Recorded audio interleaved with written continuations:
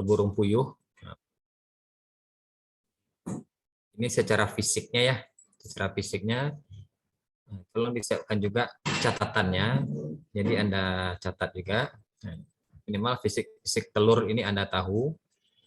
Yang kalau telurnya burung puyuh itu adanya bercak-bercak atau totol dengan warna-warna tertentu dia. Itu terkait dengan fisik atau kulit luar telur. Kemudian kalau telur ini umumnya dia ada putih telur dan ada kuning telur. Nah, yang kuning telur ini dia batasnya dengan putih telur. Itu ada dibungkus oleh suatu lapisan yang disebut membran vitelin. Nah, namanya membran vitelin.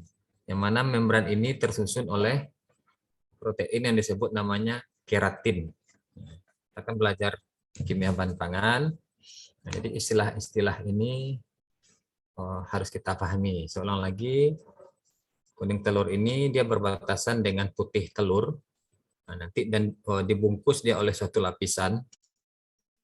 Lapisan ini disebut dengan membran vitelin namanya. Membran ini tersusun oleh protein yang disebut keratin.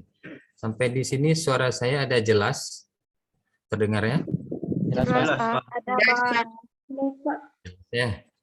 Kalau putus-putus atau kurang jelas, kasih tahu aja langsung. Karena saya tidak bisa menuliskan dengan OneNote. Itu saya hanya bisa menjelaskan. Jadi kalau kita lihat kuning telur, karena topik kita kan hari ini telur. Jadi telur ini kan sudah sangat familiar bagi kita.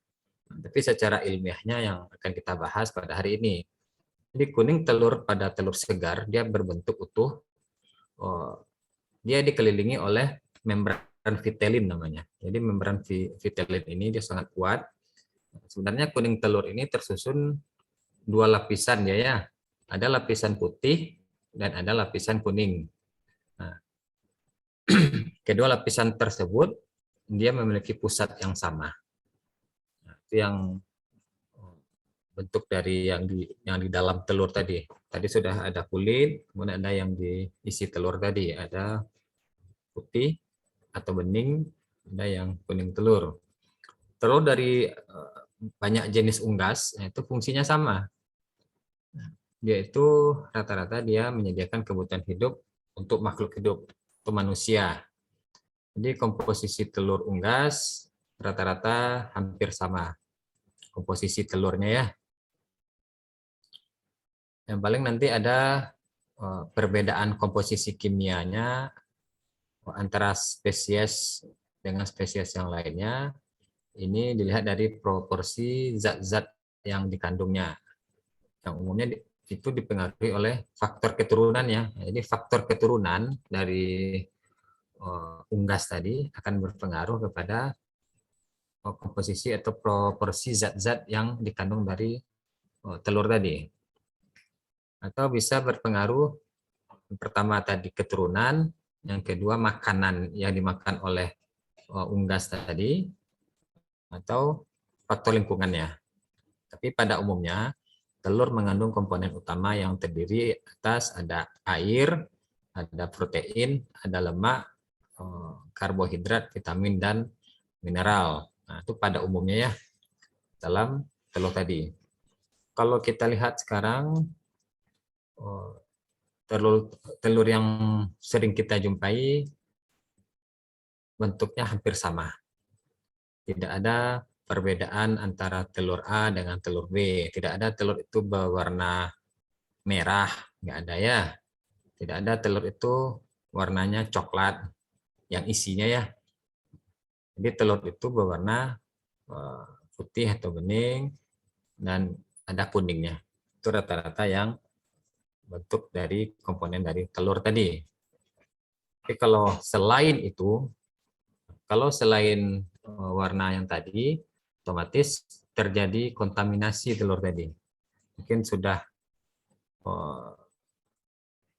habis masanya, dia kan ada masa-masa telur tadi. Bisa dikategorikan dia bahasa familiarnya telurnya busuk. Misalnya. Kalau sudah seperti itu, biasanya dia mengeluarkan bau dia telur tadi. Bau tadilah yang menandakan komposisinya sudah tidak sesuai lagi.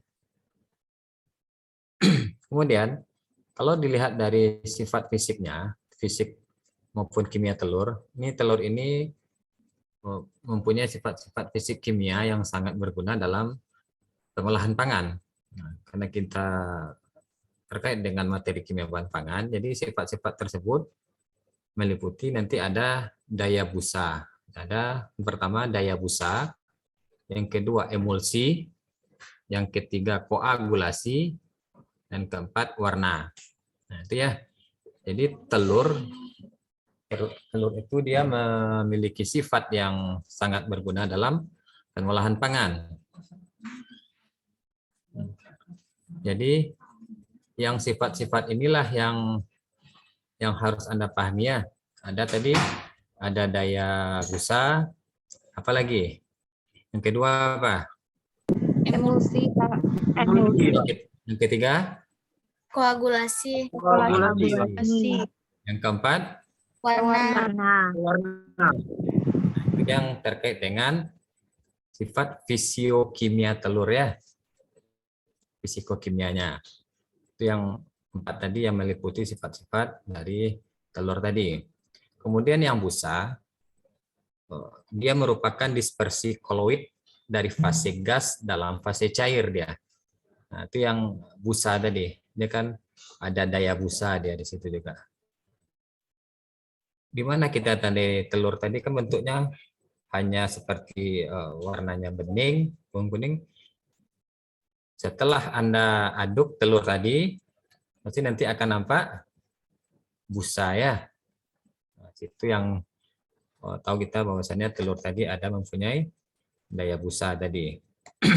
Kemudian di samping itu telur ini juga dia mempunyai kalau istilahnya emulsi ini dalam faktor-faktor tertentu, di samping dia bisa dibentuk oleh beberapa protein dalam putih telur, kemudian ada namanya ovomucin, dia mampu membentuk lapisan ya. Nah, jadi istilah-istilah lapisan-lapisan ini ada istilah-istilah lain juga. Ada namanya juga namanya glubulin. Glubulin ya. Glubulin ini dia mempunyai untuk kentalnya sebuah telur tadi, kekentalan dan menurunkan kecenderungan pemisahan cairan. Nah, jadi dia kental ya di situ.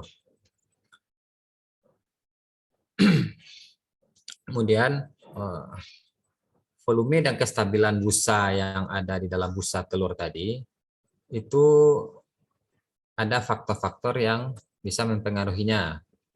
Yang pertama ada faktor umur. Nah, jadi dari telur tadi, mulai dari dia menetas tadi, nah itu ada pengaruhnya dari busa. Nah, jadi telur tadi kan akan mengeluarkan busa. Ada busa dan yang lainnya, ada 4 tadi. Sekarang pada busa, terkait dengan volume dan stabilnya busa tadi dipengaruhi oleh itu yang pertama umurnya tadi. Pertama umur, yang kedua suhu. Nah, jadi suhu berpengaruh terkait dengan kestabilan dari telur tadi. Kemudian kualitas telur. Yang keempat ada eksponen hidrogen atau pH. Itu yang kestabilan busa ya. Kemudian ada lama pengadukan atau lama pengadukan telur tadi, atau telur tadi dilakukan di kocok, dia akan mengeluarkan busa dia. Nah, itu yang berpengaruh terhadap kestabilan dari busa telur tadi. Kalau kita lihat pH-nya, ini pH-nya sekitar 3,7 sampai 4 ya. Kalau diukur secara kimianya. itu pH-nya 3,7 sampai 4. Kemudian sedangkan protein yang lain dapat membentuk busa itu pH-nya 6,5 sampai 9,5. Kalau pengocokan putih telur itu pada suhu 10 sampai 25 dia tidak mempengaruhi pembentukan busa. Kalau dia suhunya 10 sampai 25. Jadi kalau pengocokan telur pada suhunya 28 sampai 30 derajat Celcius itu lebih mudah menghasilkan busa. Nah, misalnya kita mengocok telur tadi di suhu 10 derajat. Nah, itu agak susah keluar busanya. Tapi kalau di suhu 28 sampai 30 derajat itu akan mempermudah menghasilkan busanya.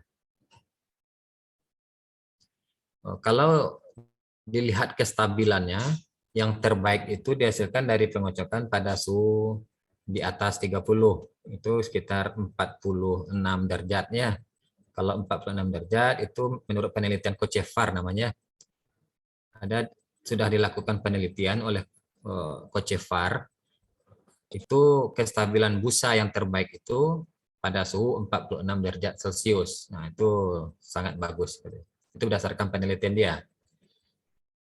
Kemudian emulsi. Nah, yang emulsi ini dia merupakan suatu dispersi partikel minyak dia atau lemak dalam air atau air dalam minyak. Nah, jadi kuning telur ini adalah satu contoh emulsi minyak yang kuning telur ya. Jadi yang kuning telur itu dia suatu contoh emulsi minyak lemak dalam air. Nah, kalau di dalam telur. Kemudian putih telur ini mempunyai daya emulsi yang sedang dia. Jadi kan ada putih telur, ada kuning telur. Nah, yang putih telur ini mempunyai daya emulsi yang sedang. Sedangkan kuning telur emulsinya kuat. Nah, itu bedanya ya. Manakah yang kuat emulsi putih telur atau kuning telur? Jadi kan setelah Bapak jelaskan yang kuat adalah emulsi kuning telur. Jadi komponen zatnya, zat pengemulsi pada kuning telur ini yang pertama adalah fosfolipid namanya. Fosfolipid. Itu yang pertama. Yang kedua lipoprotein. Yang ketiga protein. Itu yang tadi ya. Itu terkait dengan komponen zat pengemulsi pada kuning telur tadi. Kemudian kita masuk kepada koagulasi. Koagulasi ini bisa juga dikatakan dengan penggumpalan ya, menggumpal dia telur tadi, yang mana perubahan struktur protein telur yang mengakibatkan peningkatan kekentalan dan hilangnya kelarutan. Itu yang koagulan tadi. Kalau dilihat koagulan ini atau koagulasi ini penyebabnya itu molekul-molekul protein tadi mengalami agregasi namanya. Agregasi ini adanya ikatan-ikatan hidrofobik. Nah, itu ada ikatan-ikatan. Nah, jadi adanya ikatan-ikatan tersebutlah menyebabkan protein yang tadi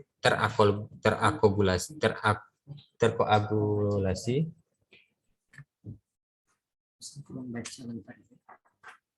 Sebentar ya. Sebentar ya.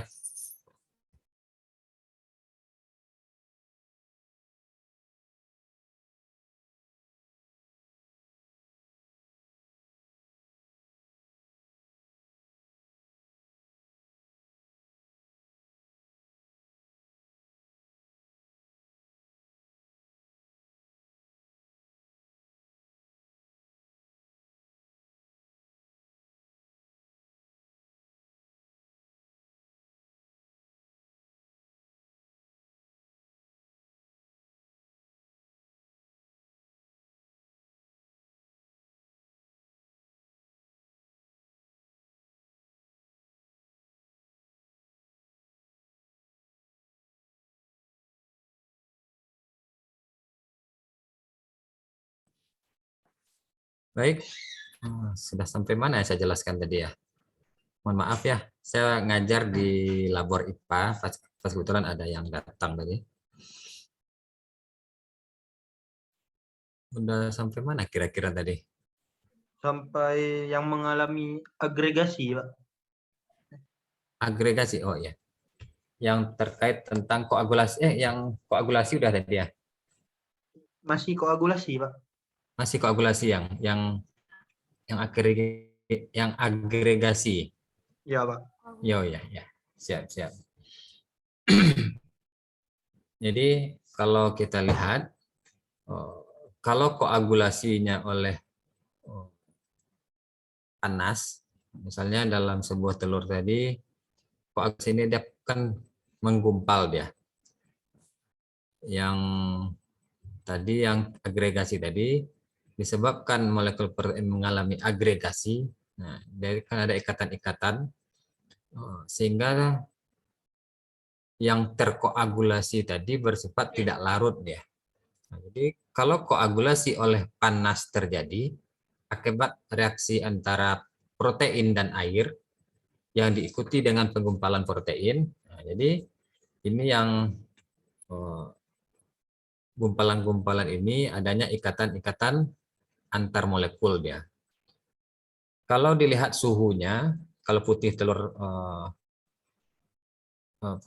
ayam, kan ada yang putih telurnya, itu akan terkoagulasi dia nanti pada suhu 62 derajat Celcius, sedangkan kuning telurnya terkoagulasi pada 65 derajat Celcius.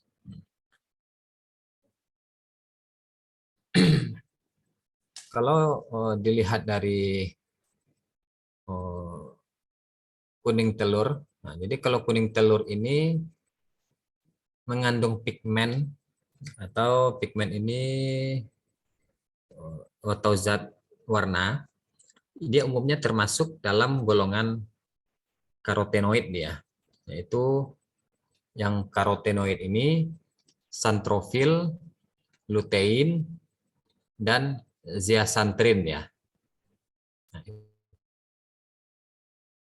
jadi kuning telur itu mengandung zat warna atau pigmen yang umumnya termasuk dalam golongan karotenoid, yaitu satu santrofil, yang kedua lutein, yang ketiga zeaxanthin namanya.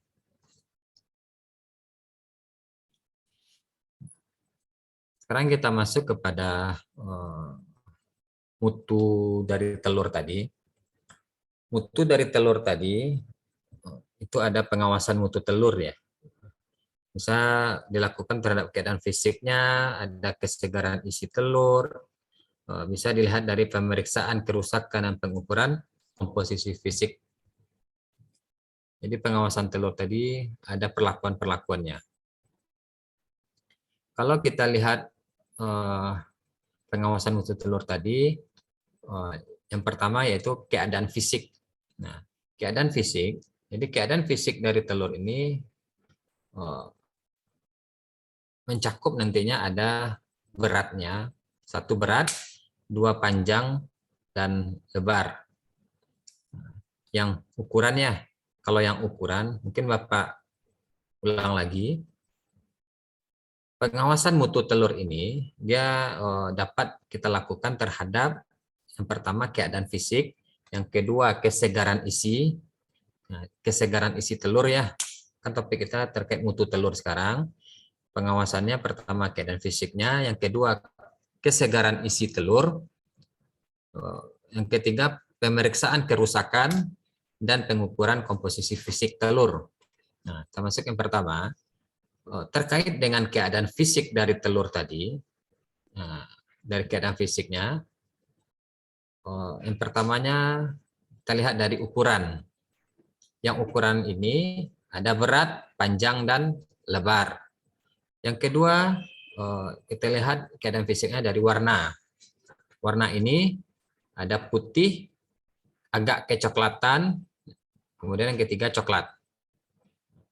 Kemudian keadaan fisik yang ketiga, tadi pertama ukuran, yang kedua warna, yang ketiga kondisi kulit telur. Nah, jadi kondisi kulit telur ini yang kita lihat mutunya tipis dan tebal.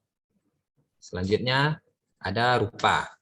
Rupa ini atau bisa dilihat dengan bentuknya ada bulat dan lonjong. Kemudian yang terakhir dari keadaan fisik mutu telur ini adalah kebersihan kulit telur. Nah, itu yang kalau kita lihat dari mutu telur dalam keadaan fisik. Kemudian pengawasan mutu telur ini yang keduanya adalah dilihat dari kesegaran isi telur, di mana bagian telurnya ini ada yang kuning dan putih. Apabila dipecahkan nantinya dan isinya diletakkan di atas permukaan yang datar, apakah kaca atau piring atau yang bagian-bagian yang datar. Nah, jadi penetapan ini dapat dilakukan dengan metode subjektif dia dan cara objektif dengan kita pecahkan telur tadi. Nah, baru situ nampak atau ketahuan nanti telur tadi, misalnya kita letakkan di bidang datar misalnya, kita letakkan di misalnya ini bidang datar, nah kita letakkan telur tadi pecahkan, nah itu bisa kita kategorikan untuk pengecekan kesegaran isinya. Nah, nanti akan kelihatan nanti apabila dia berbeda warna, nah itu kesegarannya sudah berkurang. Itu kalau dilihat dari pendekatan pengawasan mutu telur dari keadaan kesegaran isi telur tadi. Bisa kita tentukan nanti kondisi telur ini baru atau lamanya. Kemudian secara subjektif ini mutu telur ini dia utuh. Nah, dengan meletakkan dari bisa juga kita pakai kita letakkan nanti misal wadahnya ada wadah kita letakkan, kita pergi keluar, kita lihat dari sinar matahari. Nah, itu kan secara ilmiahnya kita lihat dengan menggunakan sinar matahari apakah terjadi perubahan atau tidaknya. Atau kita pakai lampu. Misal ada kaca, ini kuning telur. Misalnya ini kaca ya, ini contoh ya. Kita praktekkan ini kaca, kemudian kita letakkan kuning telur di atas. Nah, kemudian kita berikan lampu listrik, nanti akan kelihatan nanti. Kan bening kaca tadi, akan kelihatan apakah dia segar atau tidaknya. Kalau dia tidak segar, dia akan terpecahnya. Dia tidak bening lagi bentuknya. Kemudian itu bisa dengan metode dengan sinar matahari dan bisa dengan pakai lampu listrik yang kuat dia. Itu kita lihat dari kesegaran isi telur. Sebenarnya banyak metode terkait dengan uji telur tadi tentang kesegaran isinya. Kalau kita lihat dari kita periksa terhadap kerusakannya juga, untuk menilai mutu telur tadi, cacat atau rusaknya pada telur, bisa lihat juga secara kasat mata ada bintik-bintik di situ. Apabila ada bintik-bintik, diasumsikan telurnya sudah rusak. Ada bintik-bintik hitam. Kemudian adanya bercak-bercak darah. Nah, apabila di telur tadi adanya bercak-bercak darah, kemudian juga adanya cacing. Nah, kan ada juga kalau telurnya sudah lama cacing kecil-kecil. Karena di situ akan terjadi pertumbuhan janin pula di situ di telur tadi. Nah, itu sudah kategori rusak dia. Atau ada kantung udara di telur tadi. Itu yang lebih spesifik lagi, baunya busuk. Nah, itu lebih cepat bahwasanya telur itu sudah rusak. Jangan dipaksakan untuk masak telur lagi ya. Karena kita nak kos misalkan beli mie ya, masak aja lah. Yang penting kan dia masuk juga dalam perut. Ya, jangan ya. hati-hati. Jaga kesehatannya.